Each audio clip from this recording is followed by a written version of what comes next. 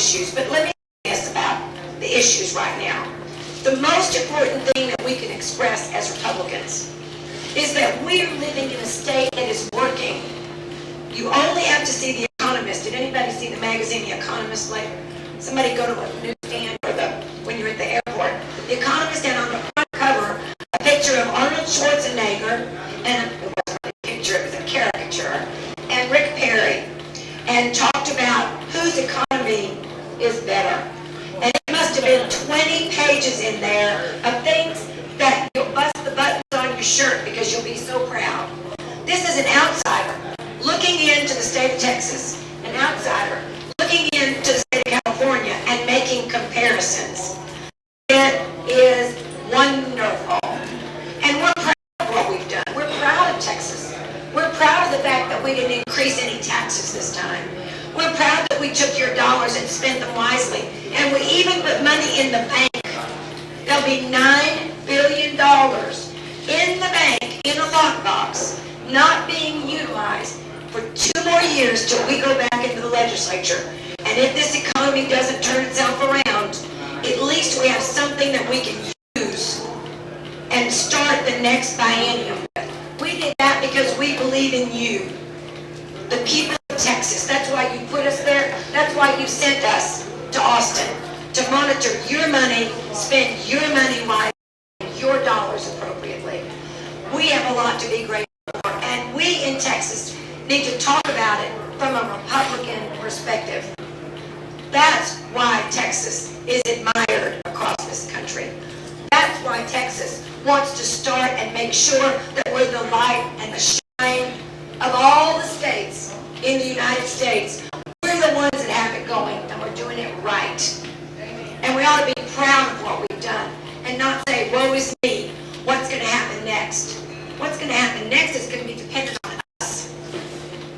We need to make the difference, and we need to make sure that that difference is made on the Republican ledger with Republican philosophies and Republican ideologies.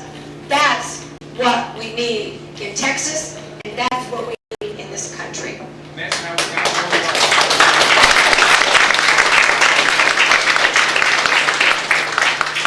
So I know that you all have a long lunch and other things. I could go on and on about the things that I think we've gotten and we're doing right. I just want to emphasize that for you because I want you to be proud when you walk out of here. You should be proud. You work for good candidates. You put them in office, and they are now working for you. And they can make sure that nothing changes in this state as long as we keep it Republican. So I'm going to open it up for questions and ideas and thoughts. And if y'all want to order, you go right ahead. Speaking over people whenever necessary. Actually, to be honest with you, I've been to many a Rotary Club over the years, and I know what that's like. So, yes, ma'am. More Republicans that want to be running for senator, I hope they're realizing this. We have a whole lot of Republicans on there. It's going to increase the chance that there's Democrats in the runoff. Correct. So I'm hoping that maybe some of these Republicans will decide, well, maybe so-and-so or maybe down to a couple so that there's not so many choices dividing the votes. I'd love to tell you that I could talk to all of them and they'll back off, but unfortunately, I don't know that. But it's easy, and I can say this. When you first look at a seat like that, it's easy to say, well, I want to do it. The work, obviously, that comes with that is very significant. And one of the reasons I've had an exploratory committee is to be able to go out and explore for that very reason. Where are we in this mix? Who's out there, and what are my chances, and who's my opposition? And the other thing about the two Democrats, and I don't want anybody to forget this, one is he's the mayor of Houston. Outside of the Houston area, nobody knows him. Nobody knows him. He does have a strong following in Houston, and some are Republicans that are following him. Because as you well know, the city election is nonpartisan. So many of them say, oh, he's really done a good job as the mayor, and so he probably would be good for the United States Senate. Well, what I always tell the people in Houston when I hear them use that statement, number one, he was the chair of the Democrat Party of Texas. Cannot change that, can we? Number two, he worked in the Clinton administration. He was the Deputy Secretary of Energy. Number three, he worked for Middle Eastern oil companies after he left the Department of Energy. And number four is he's a trial lawyer, he's a plaintiff's attorney, he gets all of his money from the Democrats. And number five, and probably the most important, he will be going to Washington to support the president. Texas does not necessarily think that's a good thing. So we need to make sure we speak about that. What's his name? I'm not supposed to say what is his name. I'm not supposed to repeat his name. No. His name is Bill White. And if I go anywhere besides Houston and say, who's the mayor of Houston? They just go, I don't know. Proof, right? That's right. What's his name? Yes, ma'am. This is more of a house question, but we had a new speaker this year, and we did not get very many bills brought forward. Any comments? Yes, I would like to comment. The set of circumstances under which this speaker came in was, as I mentioned, 76-74. One or two votes, one way or the other, whether it's on the Democrat or the Republican side, was what changed the complexion of it. I got to tell you, it was not him. It was the Democrats. Because they, what I call filibuster, they did the goofiest things. I'm not sure if you watched it. We passed in the Senate, I'm very proud of the voter ID bill that we passed out of the Senate. Very proud.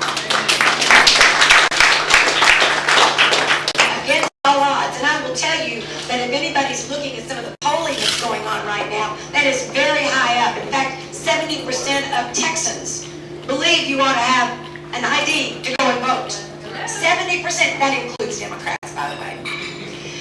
What happened was, we passed it out of the Senate. We were very proud of the work that we did. Spent one day, almost 23 hours in a session.